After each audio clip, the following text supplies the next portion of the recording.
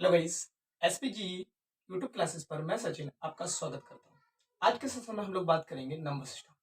तो हम लोग जो बात करेंगे वो आज के सेशन में करेंगे नंबर सिस्टम। नंबर सिस्टम, अगर मैं नंबर सिस्टम की बात करूं तो नंबर सिस्टम होता क्या है, जिसको हम बोलते हैं संख्या पद्धति। संख्या पद्धति, ठीक है।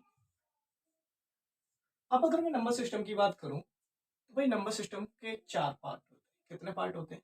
4 पार्ट। इसके जो 4 पार्ट होते हैं वो कंप्यूटर लैंग्वेज में इसके 4 पार्ट होते हैं। एक होता है बाइनरी, एक होता है ऑक्टल, एक होता है डेसिमल, एक होता है हेक्साडेसिमल। ठीक है, ये बाइनरी हो गया, ये ऑक्टल हो गया, ऑक्टल हो गया, और ये डेसिमल हो गया, और ये हो गया हेक्साडेसिमल। हेक्साडेसिमल, ठीक है। लेकिन हमें इन तीनों में की कोई बात नहीं करनी, हमें बात करनी है डेसिमल। जो डेसिमल होते हैं वो एक्चुअली में 0, 1, 2, 3, 4, 5, 6, 7, 8 और 9 डेसिमल होते हैं। वो टोटल 10 होते हैं। कितने होते हैं? टोटल 10 डेसिमल होते हैं। इन्हीं डेसिमल को 0, 1, 2, 3, 4, 5, 6, 7, 8, 9 टोटल कितने होते हैं? 10। इन्हीं को हम क्या बोलते हैं? डिजिट। जो मैथ की लैंग्वेज में बोलते हैं उसे हम क्या बोलते हैं? डिजिट। टोटल अगर मैं डिजिट की बात करूं तो टोटल डिजिट होते हैं मेरे पास 10। 0 से लेके 9 तक ये टोटल डिजिट होते हैं 10। ठीक है। अब इन्हीं डिजिट का एक ग्रुप भी बनता है। जैसे मैंने अगर कोई नंबर बनाना है, जैसे मैंने बनाना है 2, 3, 4, एक नंबर है। ठीक है, ये एक जो नंबर है इसी को तो तुम एक ग्रुप बोल सकते हैं, डिजिट ऑफ ए ग्रुप। यानी भाई एक ये डिजिट अलग है, एक ये अलग है, एक ये अलग, यानी group of a digit. Group of a digit. ये जो नंबर लिखा हुआ है 2, 3, 4, ये क्या है? डिजिट का एक ग्रुप है। और इस ग्रुप को हम बोलते हैं न्यूमेरल। क्या बोलते हैं? न्यूमेरल।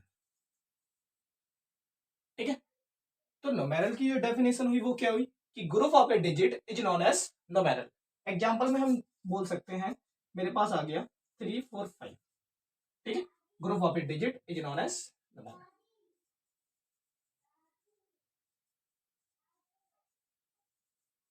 ओके, अब इसके आगे की बात करते हैं।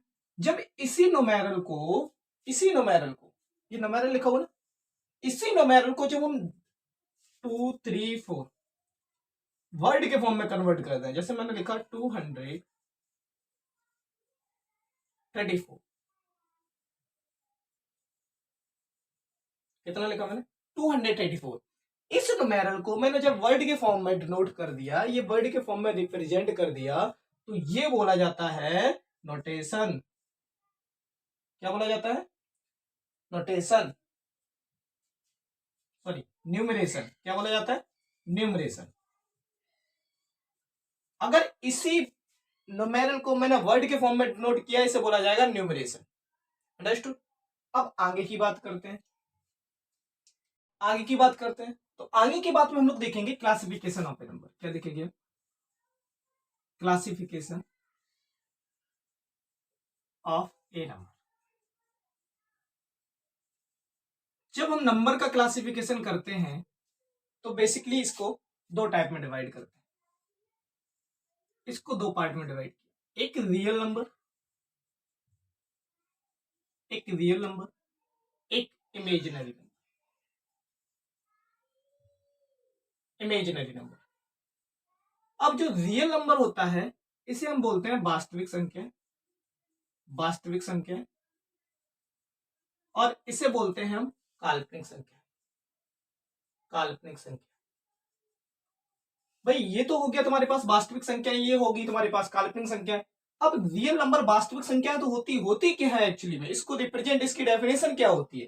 तो रियल नंबर वो नंबर होते हैं जिनको हम डिनोट या रिप्रेजेंट कर सके एक नंबर लाइन पे। इस नंबर लाइन पे अगर मैं कोई भी नंबर को रिप्रेजेंट कर सकूं, दिखा सकूं, तो वो नंबर मेरा होगा रियल नंबर। एग्जाम्पल, जैसे मैंने कहा 2, -3, 4/5। ये वो सारे नंबर हैं जिनको मैं नंबर लाइन पे दिखा सकता हूं, रिप्रेजेंट कर सकता हूं। तो ये क्या हो गया मेरे पास, रियल नंबर हो गए। ओके, लेकिन इमेजिनरी नंबर क्या होते हैं? इमेजिनरी नंबर वो नंबर होते हैं जिनको हम इस नंबर लाइन पे रिप्रेजेंट ना कर सके। एग्जाम्पल इसका देखो, एग्जाम्पल जैसे मैंने ले लिया √2, √3, इनकी जो वैल्यू होती है वो हम इस पे रिप्रेजेंट नहीं कर सकते, इसलिए ये हमारे क्या हो गए, इमेजिनरी नंबर। ठीक है, रियल नंबर की बात आ गई। अब रियल नंबर के अगर मैं पार्ट करूं तो रियल नंबर के भी दो पार्ट होते हैं, एक होता है रेशनल, रेशनल नंबर, एक होता है इरेशनल। रेशनल नंबर का मतलब है परिमेय संख्या, परिमेय संख्या, अपरिमेय संख्या, अपरिमेय संख्या। ये हो गया तुम्हारे पास परिमेय संख्या, एक हो गया अपरिमेय संख्या, इरेशनल नंबर। अब रेशनल नंबर होता क्या है? तो रेशनल नंबर वो नंबर होता है जिसे हम P अपॉन Q के फॉर्म में डिनोट कर सकें, जिसे हम P अपॉन Q के फॉर्म में लिख सकें, वो हमारा होता है रेशनल नंबर। पर इसमें एक कंडीशन और है, Q does not equal to 0। Those number are represent in P upon Q where Q does not equal to 0 is known as rational number. ठीक है, जैसे मैंने एग्जांपल दिया 4/5, 22/7। तो 22/7 तो एक रेशनल नंबर है, लेकिन ये आप बोलोगे सर ये तो पाई की वैल्यू है, और पाई आता है रेशनल में। वाई? क्योंकि ये अप्रोक्स में मान हमने इसको मान लिया है 22/7। ठीक है, ये अपना P अपॉन Q के फॉर्म में है, इसलिए ये रेशनल नंबर हो गया। लेकिन अगर मैं इरेशनल की बात करूं तो इरेशनल नंबर वो होते हैं जिन्हें हम P अपॉन Q के फॉर्म में ना लिख सकें, जिसे हम P अपॉन Q के फॉर्म में ना लिख सकें, वो होते हैं इरेशनल नंबर। ओके, जो पाई है उसकी वैल्यू 3.1415 इस तरीके से होती है और ये कंटिन्यू चलती रहती है, इसलिए जो पाई है वो इरेशनल नंबर है और जो 22/7 है वो रेशनल नंबर। यहां तक बात समझ में? ठीक है, वीडियो को पॉज करो और नोट करो। क्लासिफिकेशन करते हैं इंटीजर्स का। जो इंटीजर होते हैं, इंटीजर्स, इंटीजर होते हैं, इसको हम बात करते हैं दो चीजों में। इंटीजर जो होते हैं, एक होते हैं पॉजिटिव इंटीजर, एक होते हैं नेगेटिव इंटीजर।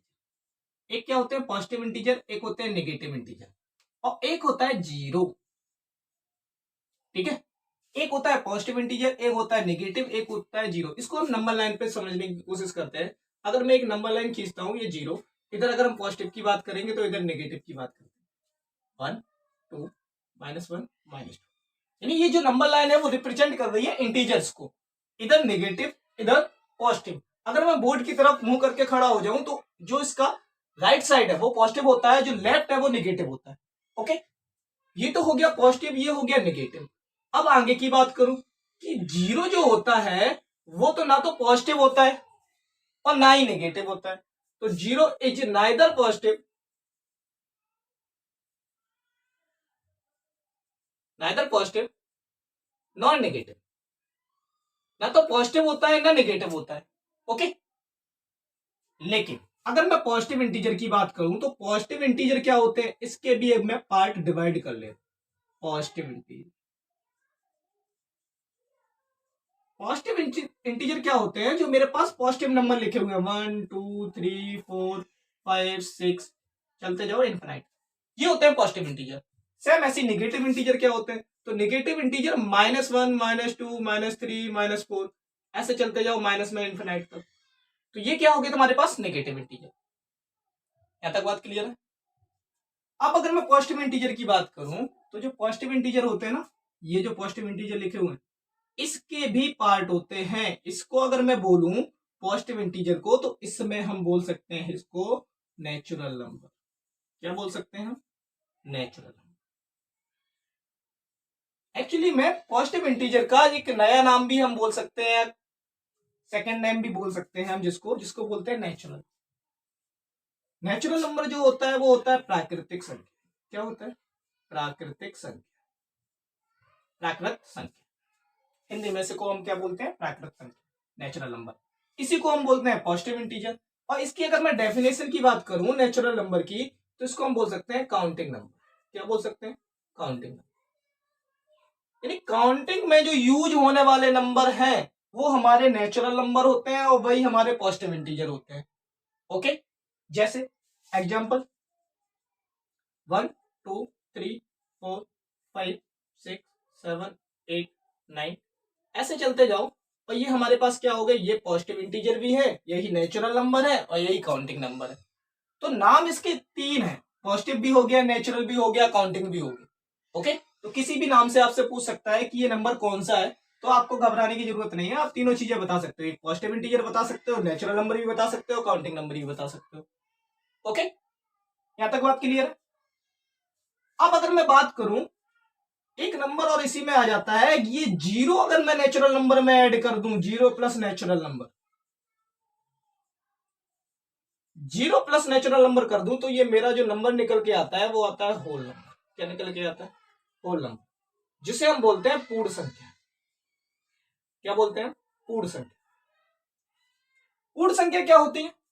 पूर्ण संख्या वो संख्याएं होती हैं जो जीरो से स्टार्ट होके पॉजिटिव इन्फिनिटी तक जाती हैं। यानी अगर मैं नेचुरल नंबर में जीरो को ऐड कर दूं तो होल नंबर निकल आता है। तो होल नंबर की डेफिनेशन क्या होगी?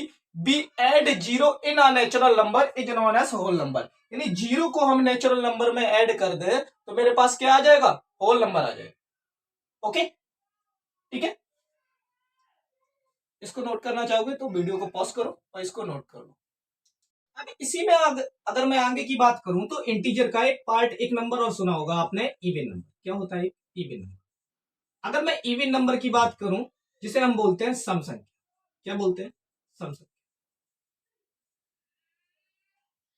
सम संख्या यानी वो नंबर, इवन नंबर की जो डेफिनेशन होगी, वो नंबर जो दो से डिविजिबल हो। Which number are divisible by two is known as even number. Which number, those number are divisible by, which is divisible by 2 is known as even number। Understood?